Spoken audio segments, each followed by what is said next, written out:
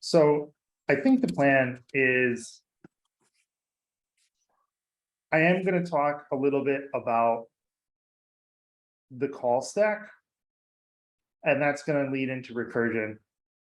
The good news is the call stack is something, because we've been looking at stacks and queues, that I think will be pretty familiar and friendly to people. And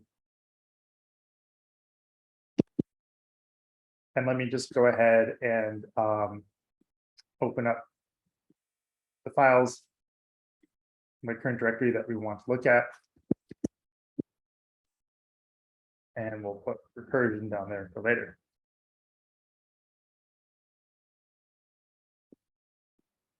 So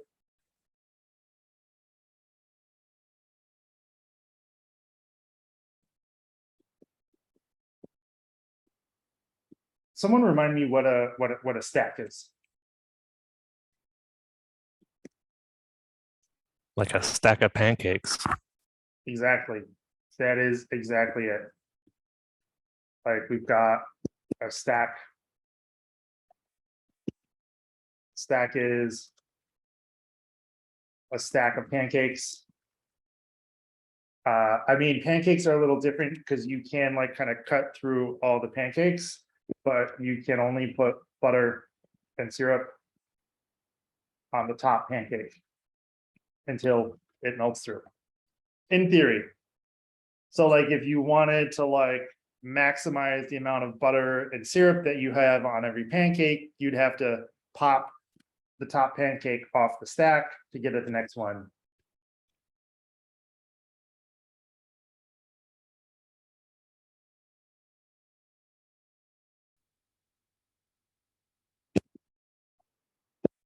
You have to pop the top pancake off the stack. And like the world's simplest stack is, I think we can probably do this in a Python list. Does a Python list have a pop function?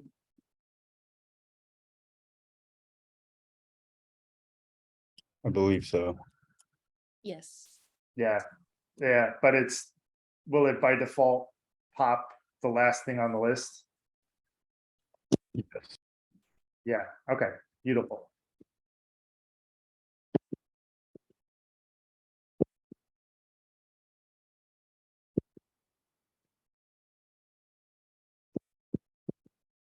So let's see if this works as expected. Yeah, so like a stack is such a fundamental data structure that it's baked into other data structures for us.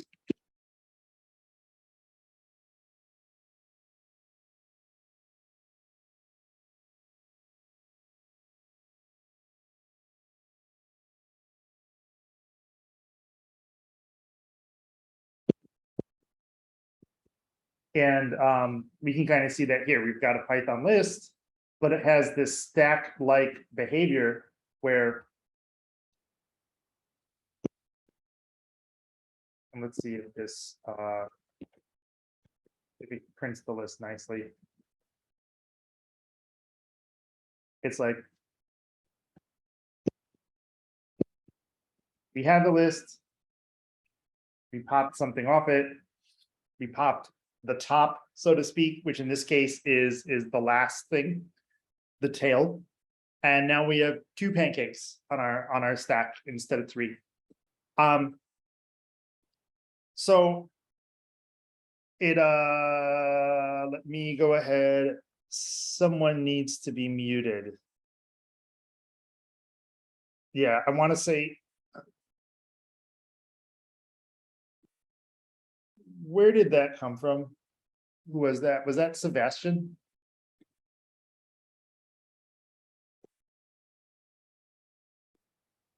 I can't,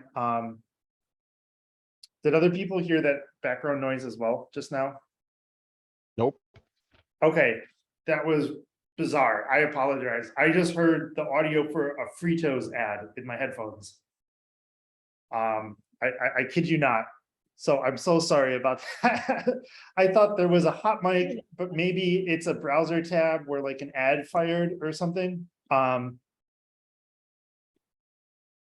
maybe my Bluetooth headphones are going nuts. But I'm so sorry about that. I'm so sorry for that confusion. Jumping back to the stack.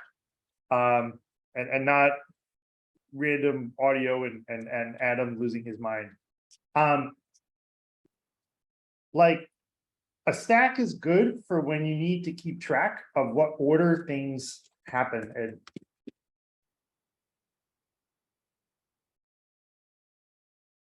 I mean, an array can be good for that too.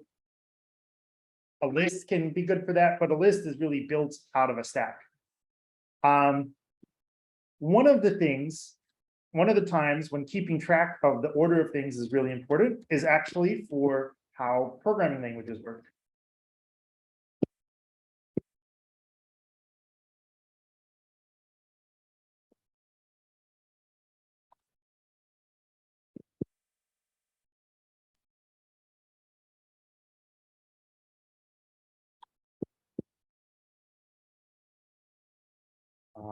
And I'm going to go ahead and write a little bit of code here to get this ball rolling.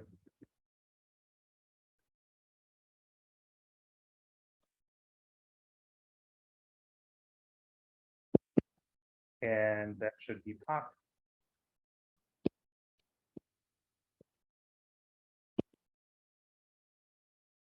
So before I run this, let me go ahead and comment this stuff out. Before I run this, let's talk through this. It's nothing wild. I call a function. Does someone actually want to walk through this for us?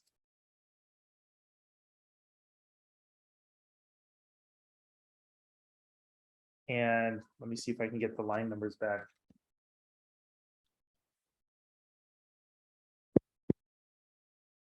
Matt, go for it. Can you hear me okay? I can, yes. Excellent. So you're initializing the first function first. So that's getting added to the stack. That's your base layer. It's going to print push first function executes, and then it's going to call the second function. The Yep. second function is going to initialize the second function, which is added to the stack on top of the first function. It's going to print push second function executes. Yep, ignore that for the moment. I was going to say, are we calling second again? Yeah, we're going to look at recursion in a second. Yeah. All right. And then it's going to print from the second function, print pop second function resolves, and then it's going to head back to the first layer of the stack and print pop first function resolves. Yeah. Yeah. Awesome. Thank you. And I think this behavior is relatively, I probably need to save this. That was the problem. And I actually need to call my first function. That would help. And that was perfect, Matt. And how are people feeling about walking through the behavior and the flow of execution for these two functions? Can I get maybe a thumbs up if that's something that people are feeling okay about? Yeah. And does anyone want to take a crack at walking through it again if you feel like doing that might help you lock down what's going on there a bit? Actually, let's do this. Let me add a third function. And I might quote unquote ask a volunteer. So we don't want that there. We do want that there. And we want that there. And let me get rid of this for a second. And Brian, would you actually be down to walk us through what's going on with these three functions? Yeah, I can give it a shot. Yeah, So it looks like when you call your first function, you get the print first function executes. Yep, Then your beautiful. function runs its first statement. The second function executes push. Yep. And then after that, it pushes the third function, executes as well. Yep, we're calling that third function, exactly. Okay. Then after that happens, then it goes back to the first function and resolves that, right? Close. Once the Okay. third executes, Yeah. yeah, you want to look at where the function got called from. And then when the function returns, the program jumps back to that spot. Okay. Yeah, That but makes- you're on track. So, and you walked us through exactly the third function gets called, prints push, prints pop. We end up here, and then I think you were about to take us home. Yeah, so after the third function's called, then it goes back to the second function then? Yep. So we're Correct, right and then- here. Okay, yeah, then resolves that. And then once the second function is done, then it resolves the first one, so. Exactly. Awesome, man. Thank you very much. Yeah, I know it can be a bit of stuff to walk through.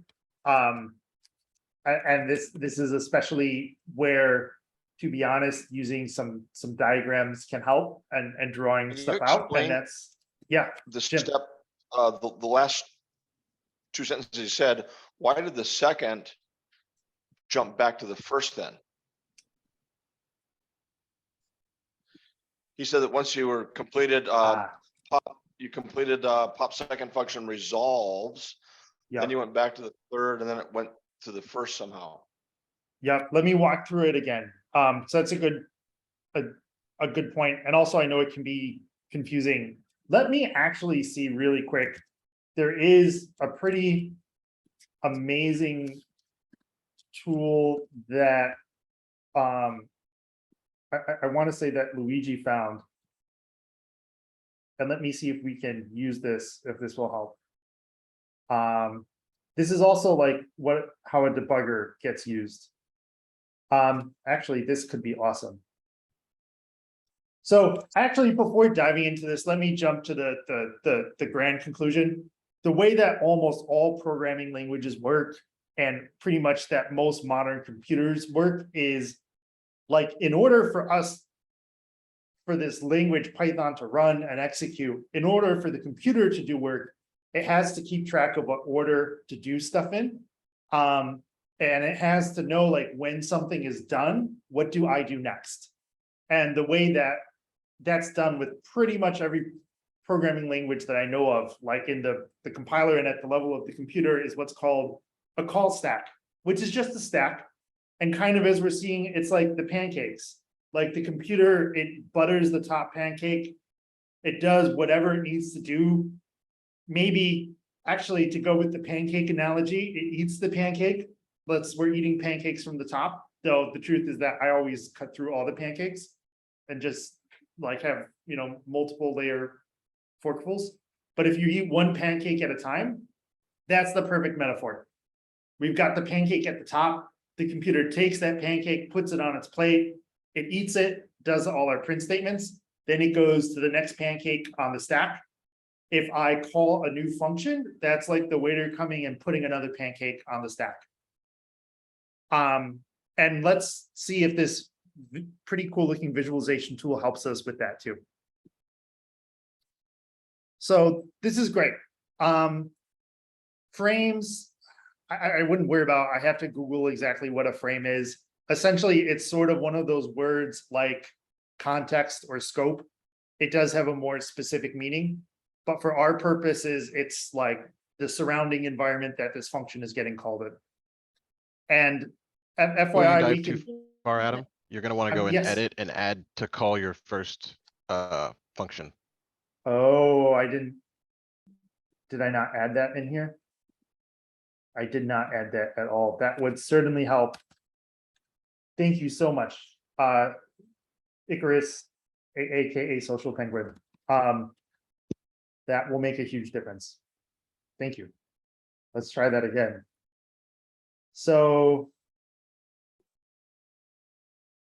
okay, so what's happening right now is what we're seeing is the Python runtime creating these function definitions and kind of sticking them somewhere in memory so it knows they exist. I'm pretty sure that's what's happening. And can everyone see that arrow? So the critical thing here is these functions are not executing. This is Python just reading that code and like putting that away to refer to later. You can do this with a debugger too. I'm pretty sure Visual Studio Code has a debugger that would let us do that. I honestly use print statements a lot, but it can be amazing and it's a great tool to know. And some people really love them. So now we get to the interesting part where we're about to execute this first statement. So I want to say that what we're looking at here is the first thing on the call stack. Let's see if I have to eat my words. And this red arrow now does represent the flow of execution through our code for the Python runtime because we've called this first function. So it goes onto that line and then it executes it. It's about to run line 3 and call second. And lo and behold, we do have a bit of a stack here. Though it's a little confusing because it's going in the other direction. I think what's going to happen is once second finishes, second will disappear and first will go on top. So if folks can see my mouse, this is a call stack.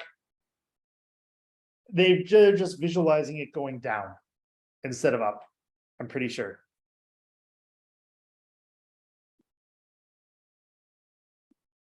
Our second function executed.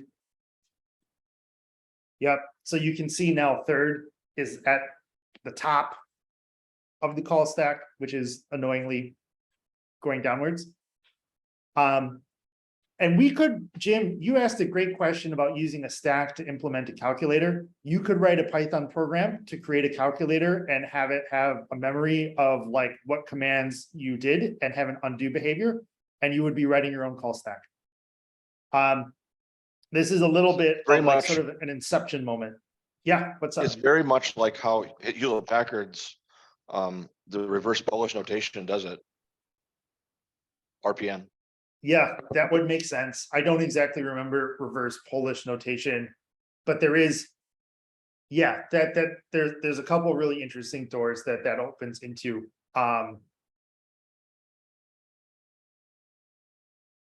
That makes sense. Again, with the caveat that I don't remember my reverse Polish notation. But yeah, there are different ways of like writing out math and logical statements other than the sort of ones that we've seen. Reverse Polish notation is one of them, and each one sort of has its own advantages. Yeah, that is really interesting. And Jim, I apologize. I have to swallow my urge to Google and have us look at reverse Polish notation for a sec. But that does raise an excellent point. For any of you who have ever used like a scientific calculator or an HP calculator at some point and like use the undo behavior, you're popping something off of the call stack for that calculator. And how are people feeling about walking through this? Is it does it make sense so far? Are there any questions that people have? Because now is the perfect time to ask questions.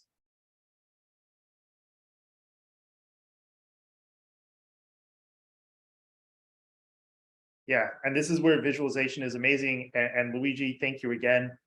So the magic thing that happens is when a function is done, it returns. In Python, if we don't explicitly write out the return statement, it just returns none. And we see that right here with the return value. That's how the Python runtime knows this function is done, and I'm removing it from the call stack. And voila. And Brian, just as you were saying before, we move back in time. And I think, Jim, is this, because I think you were kind of right on the money, and it was more a question of like visualizing the flow. Is this helping with what you were asking about?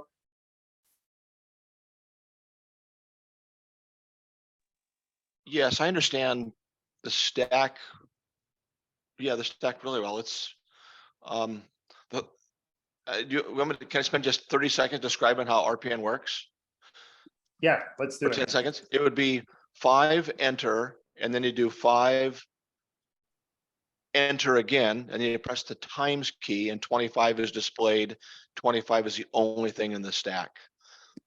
then you press 4, enter, and then the multiplication button, and you get 100 as your final number. So there's many fewer keystrokes. It's much easier to bracket. It's very much like this. Yeah, yeah, that is a really good, yeah, and actually, this is a good example. It walks through it really nicely. I like what they're saying here on this site. That like, this is stuff that we're putting on the stack, and then this plus symbol is a command to take numbers off the stack and add them together and put the result back on the stack. You actually put 35 on the stack, and then you put 72 on the stack, and then you would hit the plus key. Well, in this instance, Yeah, that's awesome. And I will throw that, I threw that in the Zoom, and I'll throw that in the resources channel as well. And that raises a good point that I mean, what we're really learning here is essentially like, I want to say applied logic, and it is like mathematical at its core. And also, once you understand what it's doing, it's not that intimidating. So just to kind of continue, I'll kind of finish this one up, but I think everyone's feeling good about this, which is great. That's kind of the goal, that especially visualizing this should be like ticking a lot of boxes for things that you've started to gain some familiarity with. And also just to emphasize, like, programs are not magic, and computers are not magic. It's all kind of ridiculously simple, to be honest. It's just that there's so many moving parts. Like a computer, computers used to be physical machines before they were digital, and you could make them that way. It would just be incredibly big and massive and complex. So how are people feeling about this walkthrough of kind of understanding like what a call stack is and seeing how it works in terms of like the flow of execution in a Python program? Pretty good. What's on people's minds? Let me catch up on the chat as well. Okay, cool. Yeah, I think a lot of this ticks boxes that we're familiar with. I have way too much stuff open right now. I think recursion is the really interesting one.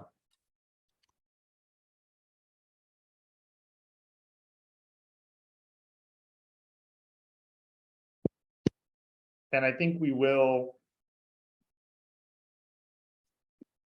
I'll just do it like this. So I didn't add a lot of notes. So recursion at its simplest is a function calling itself. And so I'm going to show like a really simple example that's going to cause a disaster, and then we'll talk more about it. So this is our hello world. We're all very familiar with this. Where it starts to get a little ridiculous is I'm going to have my function call itself.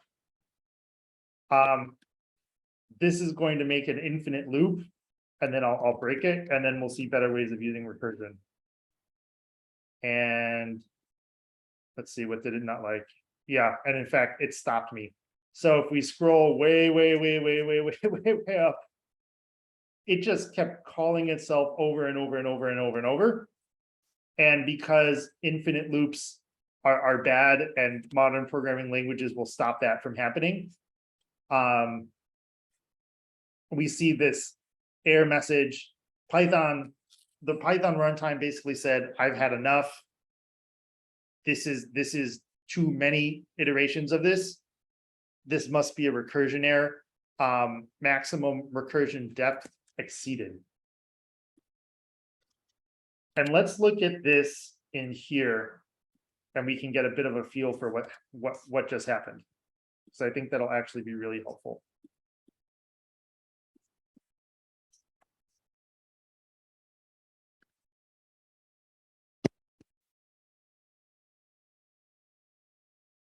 So at some point, this will choke and die. And in fact, it already did, and we see this, you may have infinite recursions, recursion error. Stack has 30 recursions on it. Let's go through this and see what this means.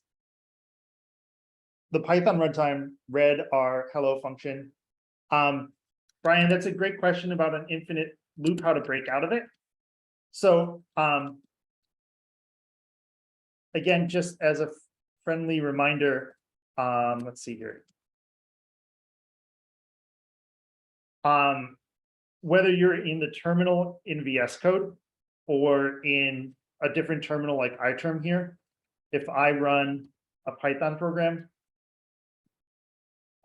this one didn't stop, but the short answer to your question is Control-C on the command line.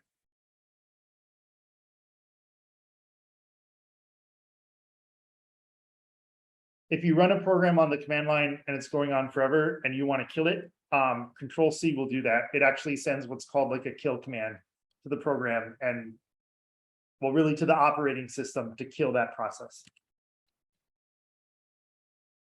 Walking through this a bit, this is where it gets interesting. We add our function named hello to the stack. And this is the key thing, that Python has read this function and it's an object essentially living somewhere in memory. And that's why it can reference itself, because we have to stick it somewhere in memory to begin with.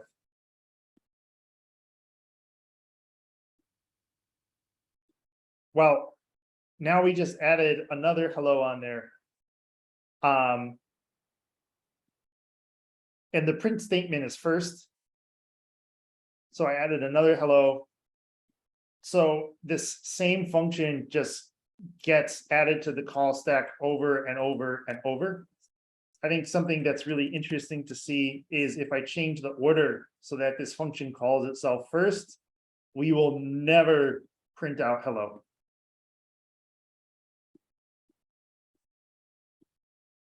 So do you guys see what's happening here? Like we call hello, we get into it, but then the first thing we do is call hello again. So it just creates another instance of that function that it puts on the call stack. And it just keeps going and it never gets to line 3. This obviously is not useful at all. We'll look at like how to make recursion useful in a moment, but this is the basic behavior of what recursion is. It's a fancy word for a function calling itself. And it is a little mind-boggling because there is not a great metaphor for it. It's like the snake eating its own tail. There's not really like a real world metaphor for that. But hopefully this illustrates that under the hood, all that we really have going on is we have a function stored in memory that is being added to the call stack over and over and over and over and over. It's just that because we haven't told the computer you're not allowed to do this crazy thing, it will try to go ahead and do it. And it doesn't, like when we define the function, the computer doesn't worry about if it has recursion. It's when we call the function that the madness starts. So I'm curious what people think about this and how they're feeling about this. And we'll look at more of this, but this is sort of like this is one of the major concepts in computing. We don't use it regularly because honestly, it does get confusing. But it is right up there with object-oriented programming as being like kind of one of the big concepts. And so it's really valuable to know. And sometimes it comes up in technical interviews, sometimes it doesn't, but it's certainly fair game. Like anyone would expect you to be able to talk about the basics of this. So I'm really curious what people are thinking right now, just in looking at this infinitely looping hello world function and recursion. And does it make sense? Are people like, what the F is going on right now? It will be really helpful to get a bit of a read on the class.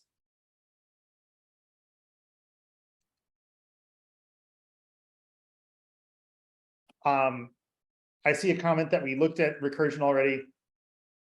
That is awesome, because then we can just go deeper. So actually, if everyone is feeling good about this, we can just keep rolling.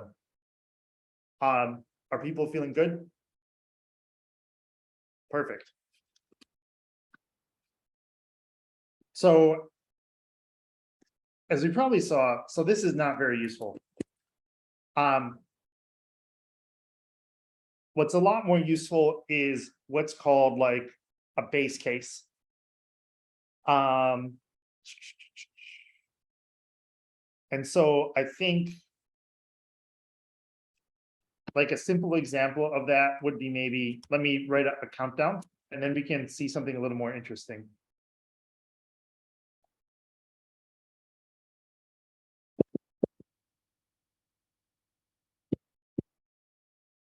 So this should look pretty familiar to folks.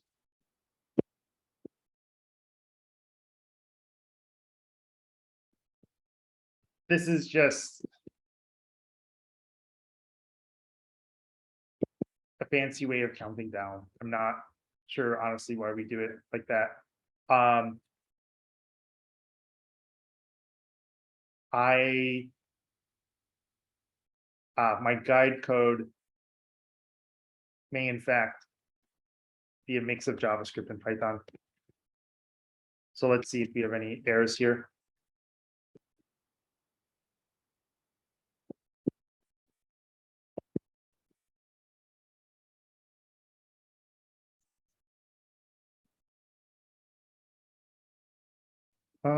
Missing one requirement. Num. Oh yeah, that would matter, wouldn't it?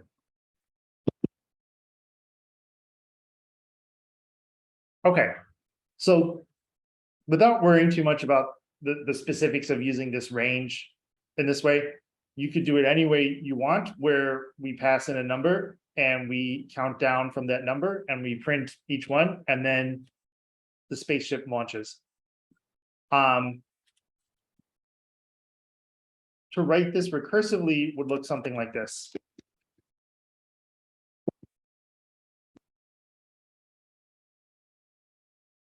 So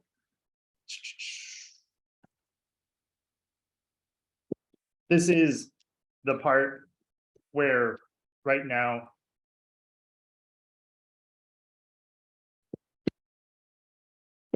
like this won't really work. And when thinking about recursion, you kind of have to think backwards. Right now, this again will recurse infinitely if I actually call the function.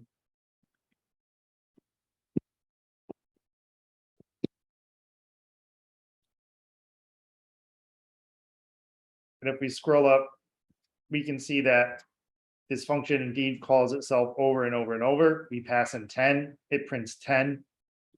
We call 9. And in fact, like if this, let me do this.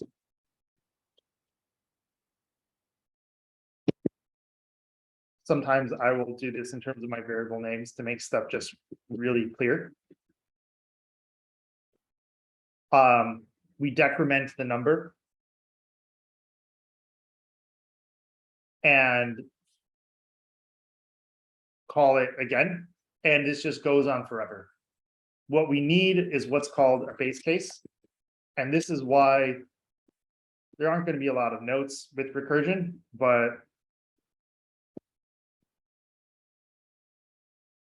you get the base case by thinking backwards and starting at the end when you want your recursive function to stop.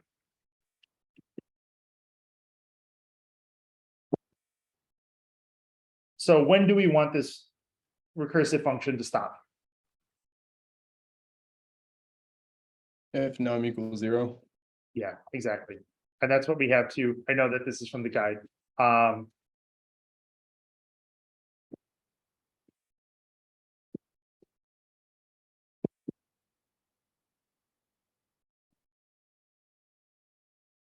So now this is like the magic that makes recursion work. We need to, if we have a recursive function, we need to tell it when to stop. And let me actually throw this in our visualizer. And we can watch it in action very quickly, and then we can look at a more interesting example with recursion. And how are people feeling about this? I saw I mentioned that this was covered. So I know it sounds like some folks at least have some familiarity with it. Are there folks for whom this is relatively new? We have to print the function to see the liftoff. Oh yeah, thank you for the reminder about that. Let me add that in. We'll just do it like that.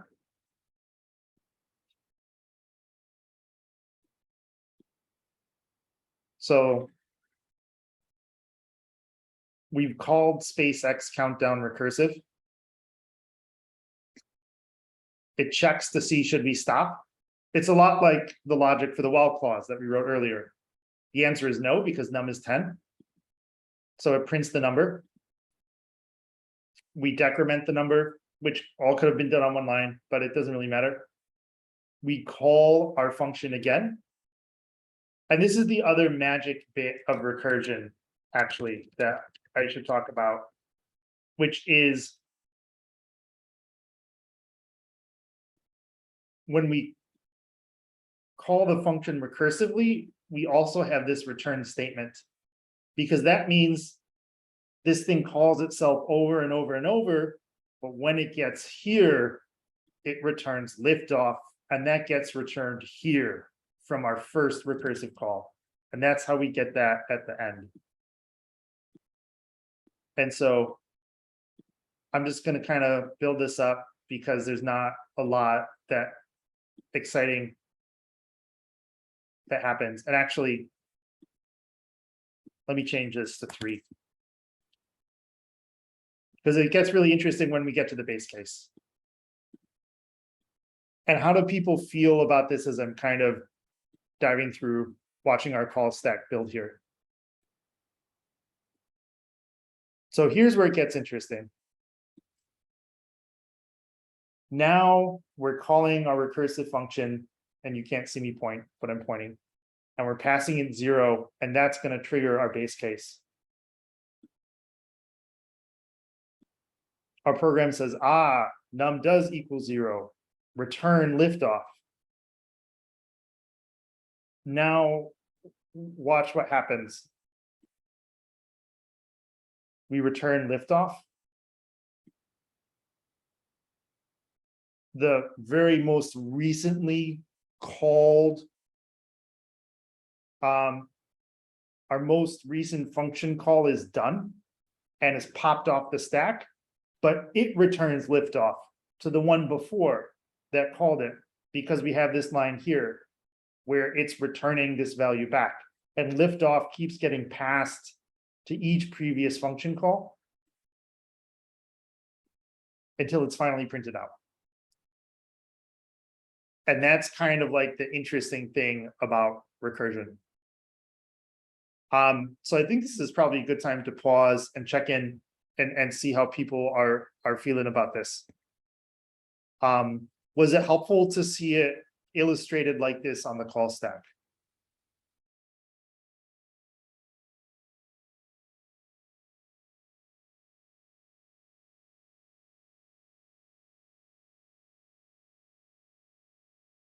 Awesome, cool, yeah. Are there elements of recursion that feel a little weird and inception-y and magical, which is pretty normal? Because again, this is one of the major, this is right up there with object-oriented programming. I think at this level, it's pretty easy to get. However, I think if we start trying to utilize this inside of OOP, then I think that's when I will personally start to lose track of what's referring to what. Yeah, Can you even use this inside of OOP, or is this just a broad? yeah, you can thing? use it for whatever you want. Yeah, no, that's a really good question. And I think, in fact, like a good way to do this would be to jump back to one of our linked list programs and use recursion to iterate through the list. It is useful for a lot of interesting things, but iterating through lists is one of them. I'm just thinking about whether it makes sense to use this with the linked list class. Or so I think a good way to do this might be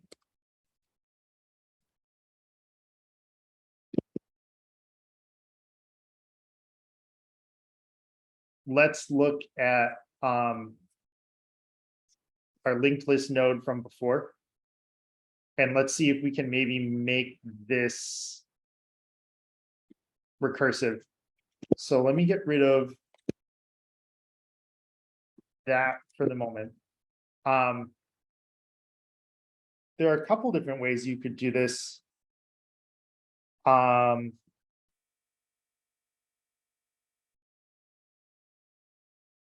You could write, I should probably start with the simplest way to take my own advice, which is let's write a recursive function to iterate through the list. And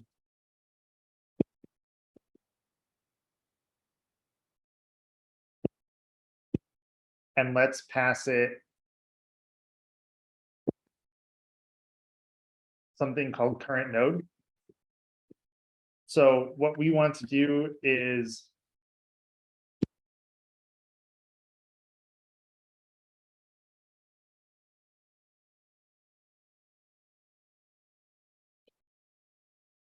again, it's a pretty straightforward example. So with recursion, remember, we want to start with our base case. And we are also going to want to call this function itself.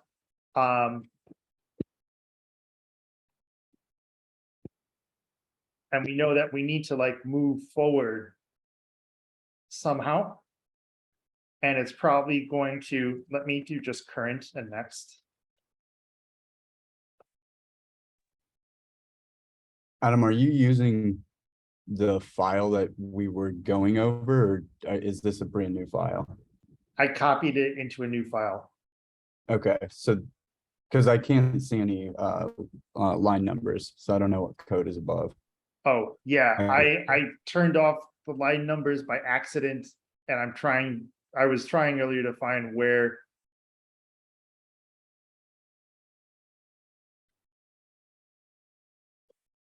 Let's see where that is. If I can actually, because that would be really nice to have.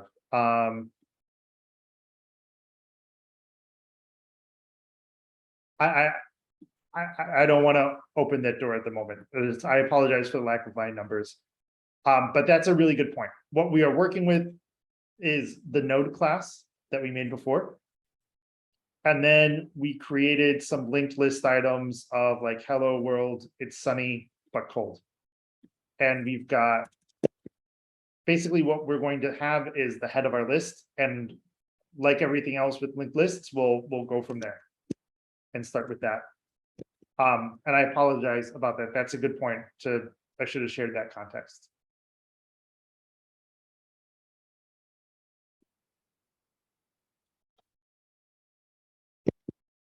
So pretty much every recursive function you're ever going to write is going to have and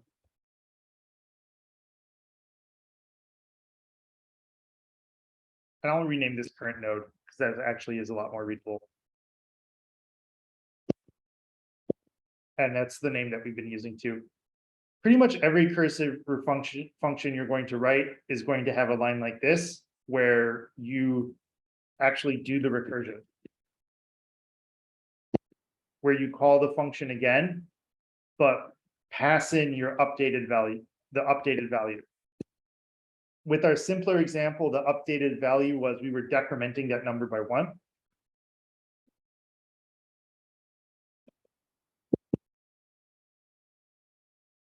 Here, we want to grab the next node. So with recursion, again, with the base case, think about when do we want to stop? And we saw this with the while loop. So when do we want to stop recursing through our linked list? Yeah. When next is null. So if current node equals none. Close. Yeah, if current node is none. If next is null, works for everything except the last node where we ran into that problem. Where if I want to print out the value of the last node, we won't get there because for the last node, next is null. But we can just look at the current node, and if it's none, then we know that we're at the end of the list. And then we can just return. Though, as I say that, I might have to take that back because with recursion, it will work a little differently because we want to. Yeah, and this is where it gets interesting. Like, yeah, we can do a plain return statement here. And then what we can do is there's two ways to do this. So it'll be interesting to see both.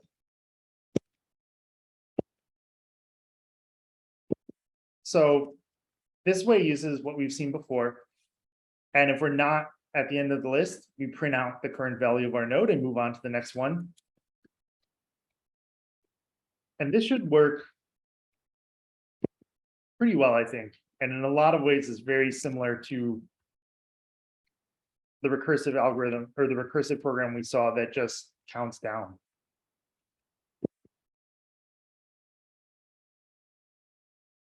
So that's like the world's simplest example of using recursion with some object-oriented programming. Not the simplest, but it's I think a relatively straightforward one.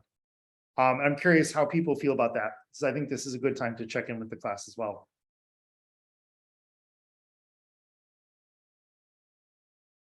I think it's great. Cool. Pretty simple. Awesome. Yeah. So let's say that instead of printing a node, we wanted to get a node recursively.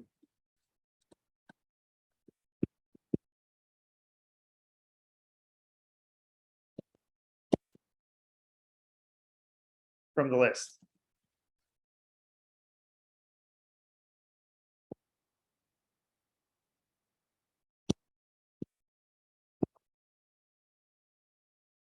So as always, we're going to want our base case.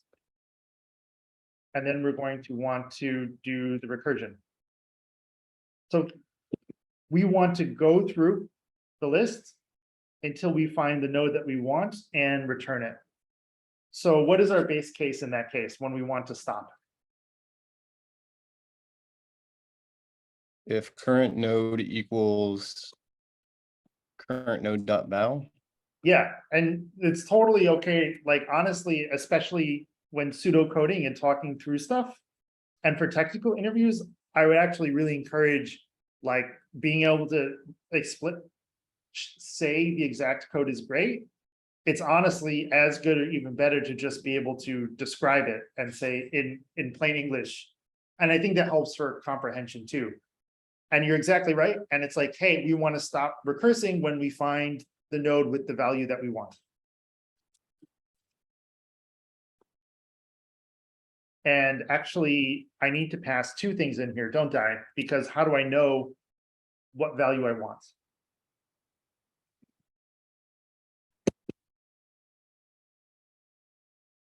If current node dot val equals desired val, then we return the current node.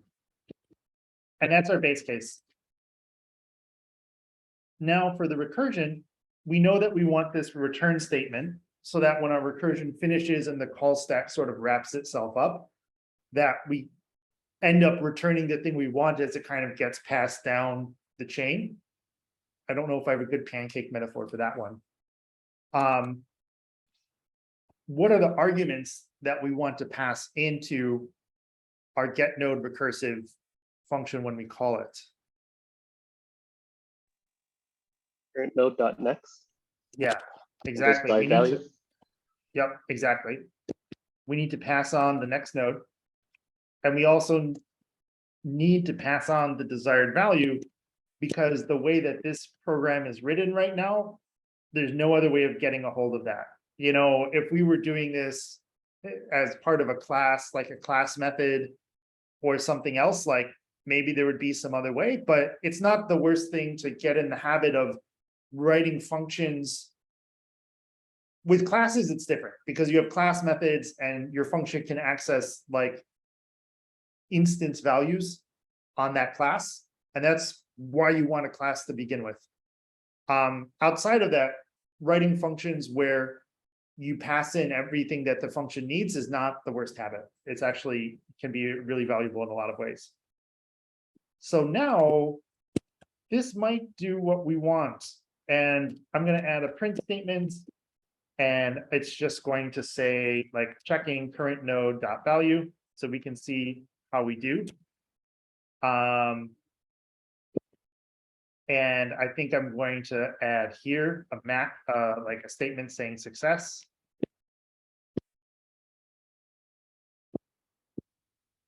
Current node dot value matches our desired value. And this will help us too, because if I got something wrong, then hopefully those print statements will help us figure that out. And I did get something. Oh, no, I didn't. I just didn't call the new method. So this is actually a common programming error. Like, especially when you're working on something more complex, you forget something simpler. And I have spent hours trying to figure out what I missed and then realized it was something absurdly simple. So we want to find it's sunny, which should I think be the third thing in the list. Michael, yes, sir. Do we also need something in there to send back a false? So if we put something that doesn't exist in there and it gets to the end, isn't it just going to run forever right now? Or it's going to throw us an error because it's a null is for the next? That is a great point. I forgot about that. I think you are totally right. That if we pass in something that doesn't exist, we'll have an infinite recursion and we need to handle that in our base case. Let's run this and then we will add that because that's a really good call. So good news is that this does what we expect. And to kind of walk through what's happening recursively, we pass in the head. It's not, we check it, it's not what we want. We have this print statement. We call a recursive function again. We pass in the next node in the list and the value that we want. And it does this again. It's not what we want. Then we finally, and we recurse again. And then we finally do get what we want, which is it's sunny. We return that node. In fact, we should maybe return node.val, but it's not a big deal.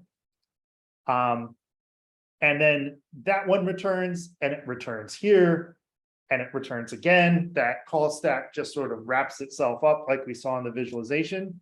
And then we're good to go. And you make an excellent point that if we pass in some input that we didn't think about, we're going to run into trouble. And we recurse forever. And does that make sense to folks why we have this problem where if we're searching for something that's not in the list, this function just keeps on recursing and we get a stack overflow, which is where the name of that site comes from. How are people feeling about that? Pretty good. Cool. And Michael, do you maybe want to walk us through what we can do to fix that? You could put another if or an else if statement, and you would just check to see if the current node or even current node dot next is not set to null. Yeah, exactly. Basically, like we have like two base cases that we need to check for. when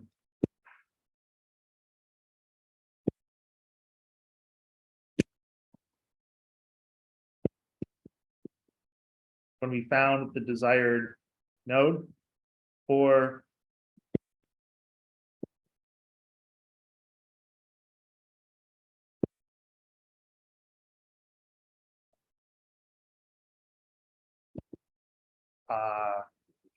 at end of list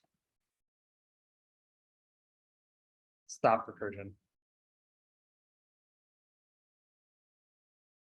And you can do an else statement. The two aren't directly related, so I don't think it matters. I could be wrong, but I think if we just do current node.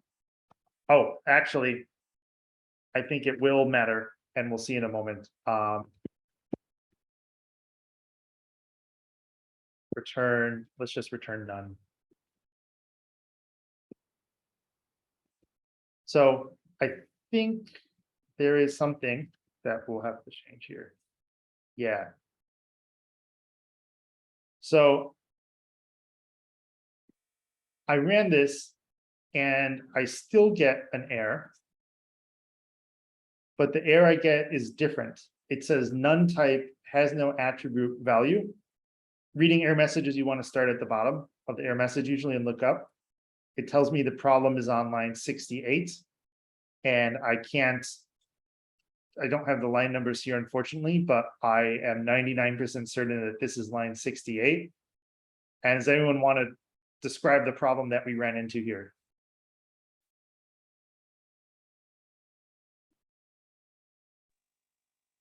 The value is none because our current dot next is none, so none dot value is none. Yeah, So very it's not close. an actual integer. Very close. When we get to the end of the list, what we do is, hey, if this is the last node and next is none, we just pass in none. If we get here and current node is none, we get an error because none.val doesn't exist and this doesn't exist. And this throws an error before we get to this line of code. But if we put this first, I think that will do it for us. And let's see if that works.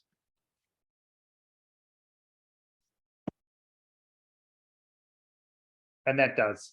And just to reiterate, we're searching through our linked list recursively. We're searching for a node with this value. There is no node with that value. So we have added to our base case that if the current node is nothing, we return, and we want to make sure we do that before we try and do any other checking with that current node, because that would produce an error.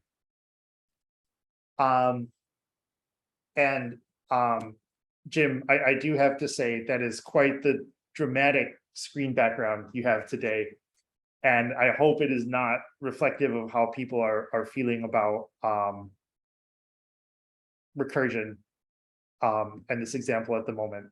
So I just kind of want to check in with the class and see what people's thoughts are about this.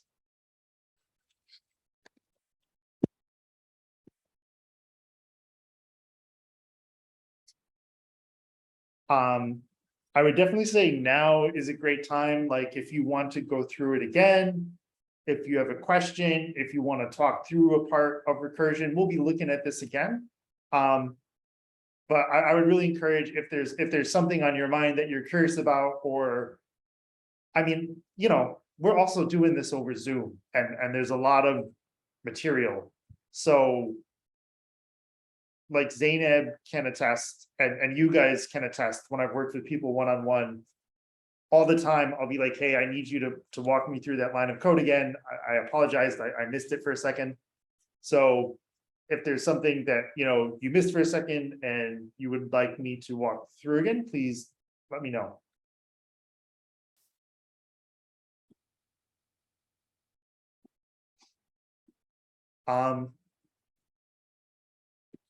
Cool. I'm getting the vibe that maybe I'm getting some lunch energy.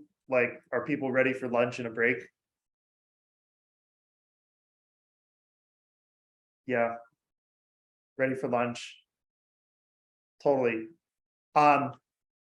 Before we break for lunch, and I'm in the same space too, let me go ahead and stop our recording.